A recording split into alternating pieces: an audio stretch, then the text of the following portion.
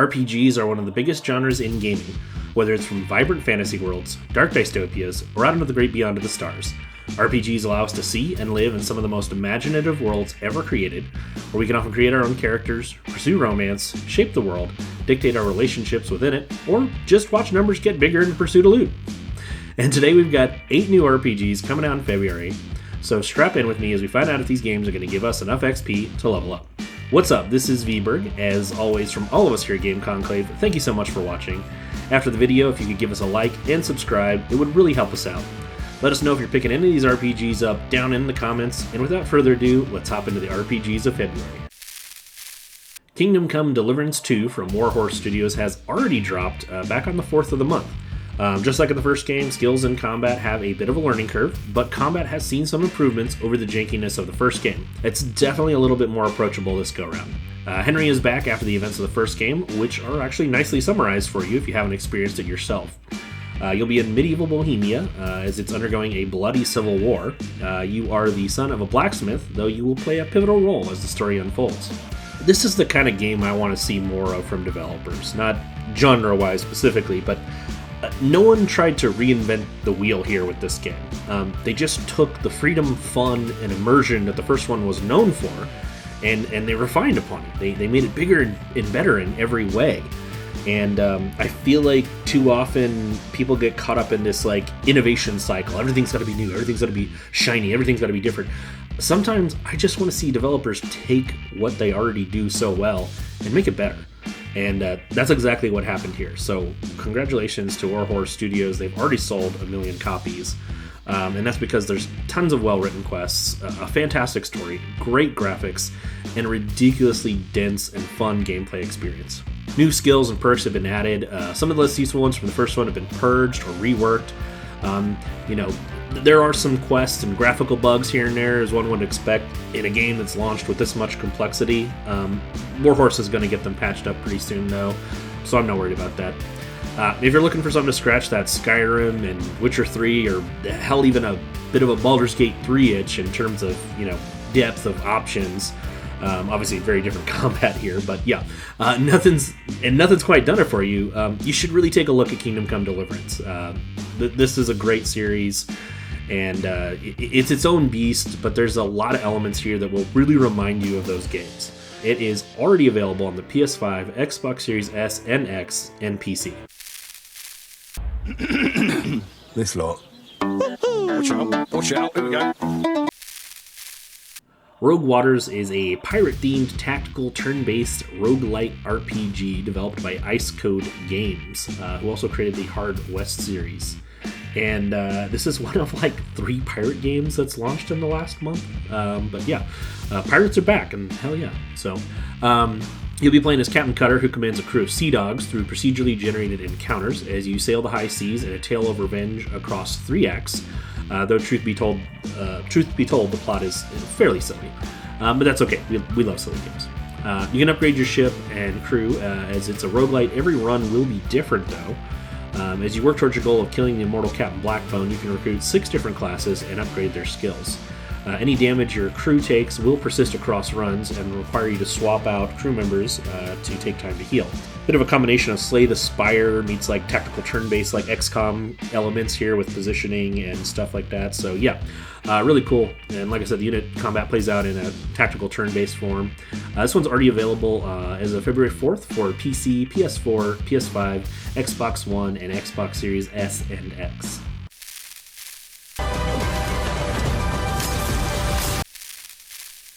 If you've ever played an RPG, there's a good chance you've fought some slime monsters before. And in this little indie Souls-like action RPG, it's asking an important question. What if the slimes got to be the hero this go-around? Well, in Slime Heroes, you'll find out. As you enter a whimsical, silly little world where it's time for the slimes to finally shine and save the day, you'll explore an open world with 6 different regions in solo or co-op. It's got a system where you can combine skills that you unlock to create unique attacks to suit your playstyle, and that sounds really cool. I always like things like that. So, as you fight ferocious enemies and level up, you'll also find fashionable and flashy attire for your slimes to fortify their stats and flex their flair. Anyway, this cute little Souls-like RPG is going to be dropping on February 13th for PC. There's also a planned Xbox One, Xbox Series S and X, and Switch release, but as of the time of this recording, they do not have an official date. So as soon as we hear more, we'll let you know.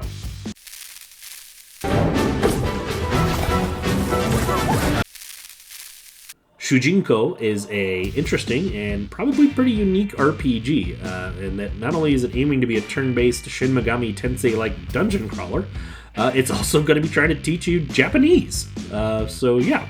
Now, obviously the market for this is pretty niche, but we thought it was kind of cool to see something like this in development coming out. It's going to be a story-based RPG where Akuma, or demons, are eating up the language, and you'll need to put an end to their ambitions. In turn-based combat, yeah. And you'll engage in word-based mini-games, such as a variant on billiards and slapping fish to learn phrases. So if you ever wanted to save the world and learn hiragana, katakana, and kanji while playing a game, this might be for you. It's always fun to see something just really unique and interesting in gaming, and it's like a lot of the old educational games, but it's cool. The developers did point out that the language learning is optional, so if you're just looking for a game, you just want to relax and play a game and not worry about learning a foreign language, you definitely have that option too. This will be coming out on PC, Switch, PS4, and PS5 on February 12th.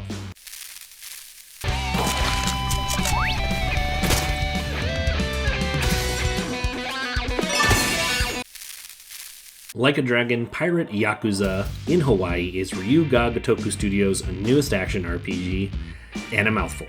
It's Goro Majima's first solo title, which I think the fan base has been asking for like 20 years now, so everyone loves Majima. And now that Majima is his own game and it's an RPG, he's lost all his memories. So yeah, that's RPG protagonist. That's what you do. Since he's in Hawaii and he is a amnesiac, though, he is going to assemble a pirate crew and set off for the horizon in search of legendary treasures to plunder, like we all dream of doing. This, of course, gets him mixed up in all sorts of misadventures with various criminal and pirate gangs. Majima will be kicking ass and taking names in his trademark Mad Dog style, as well as a new Sea Dog style. Expect the usual mini-games, as we always find in these Yakuza games, out the wazoo, and tons of silliness, zaniness, and wackiness. A new addition to the series is the ship-to-ship combat. You'll avoid enemy fire, wear them down, and board them for loot and plunder. And when you're not slapping scallywags, you'll be sailing the seas looking for new islands to explore. And I gotta say, with the quality of titles the series has been pumping out lately, I really won't be shocked if this one's brought up in some Game of the Year, RPG of the Year, Action Game of the Year discussions. It just seems incredibly likely. So yeah, this one's gonna be dropping on February 28th on the Xbox Series S and X, PlayStation 4, PlayStation 5, and PC.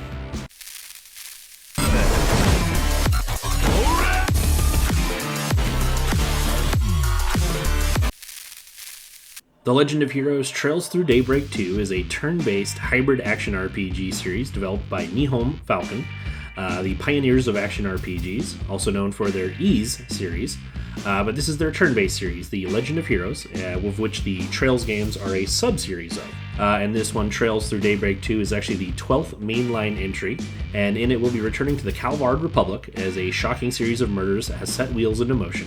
You'll be trying to figure out who's behind these grisly murders in this turn-based hybrid RPG. It features a parry system that will empower your attacks and a combo chain skill that will allow party members to launch simultaneous attacks. All the Trails games are part of this continuous overarching narrative, but each arc is also its standalone entry. So again, I've made this comparison multiple times, many others do. It's like the MCU of JRPGs. So yeah, for those of you who are already knee-deep in the series, this one's dropping on February 14th. If you're looking to get into the series, you can probably start here. I'd recommend at the very least going to Trails Through Daybreak 1 to at least know what's going on in this arc. But if you're looking at getting into this giant, grand series, later on in the year, the original game, the Trails in the Sky, is actually getting a remake. We're not sure when exactly that's going to be dropping or on what consoles. As soon as we know, we'll let you know. But on the 14th, you can hop into Trails Through Daybreak 2 on the PS4, PS5, Switch, and PC.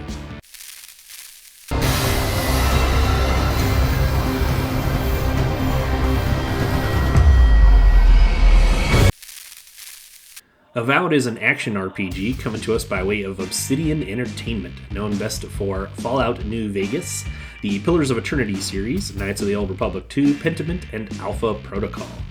This one is a prequel, at least that's what everyone's guessing timeline-wise, to the Pillars of Eternity series. It's actually going to be taking place in Aora, the same worlds, but it's going to have combat and exploration that's more in line with the Outer Worlds, specifically a little bit of, like Fallout.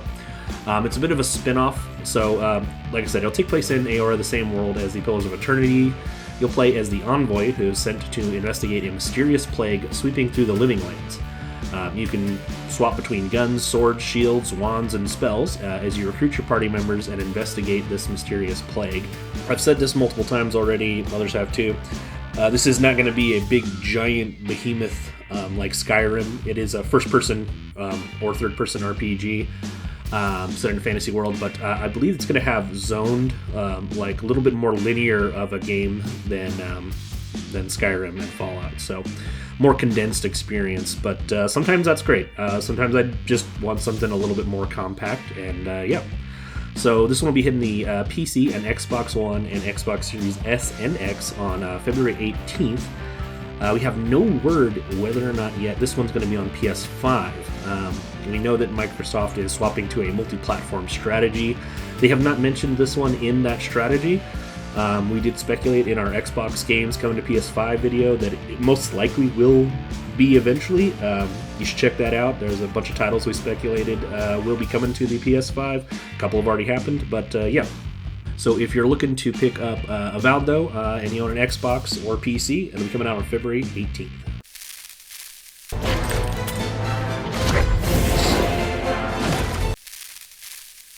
All right, next up we got Monster Hunter Wilds. This is probably going to be one of the biggest games of the year. We might even see it in Kingdom Come Deliverance duking it out at various award outlets later in the year for either Game and/or RPG of the Year awards. And it's crazy because they both dropping so early in the year, but that's probably to avoid Grand Theft Auto. Anyway, and Pirate Yakuza might even be popping up in those discussions, but for Monster Hunter, it's a huge, long-running action RPG series. Been around since back in the PS2 days. It's just a behemoth. This is one of Capcom's big pillar franchises. It's got dozens of its own imitators at this point. If you're not familiar with it, in this particular one, the guild has sent you to the Forbidden Lands to investigate the tales of a young boy whose village was destroyed by a mysterious monster. So you'll go out and slay monsters as your custom-created hunter, and don't forget you can design your own little Palico kitty cat helper, which is a huge boon. So you'll track down and defeat monsters, farm out materials, craft better gear, and cook food for buffs in an extremely satisfying gameplay loop. There's a dozen different weapon types you can master here, or just pick the ones that work for you, whatever fits your playstyle. You can fiddle around with them or really become a master of one. The game can be played as a solo experience or in co-op with a group of hunters. This series is known for just packing in a ton of content. They'll probably have updates routinely come in for adding in new hunts, new monsters, new quests, new outfits, new weapons, all sorts of stuff for probably a year or two. So if you're just looking for your next big, huge, meaty game that's going to be going on for a while, tons of updates and content, make sure you check this one out. It's going to be dropping on the Xbox Series S and X, PS5, and PC on February 28th, and there's already a PC benchmark tool available to see how the system will run the game, how your system will run the game, available on Steam. Just watch. You'll see what hunting is all about.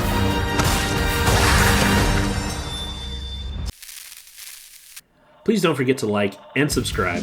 Let us know in the comments if you're going to be picking up any of these RPGs, or are you waiting for something else to drop later in the year. Either way, just let us know down below. And as always, from all of us here at Game Conclave, thank you so much for watching.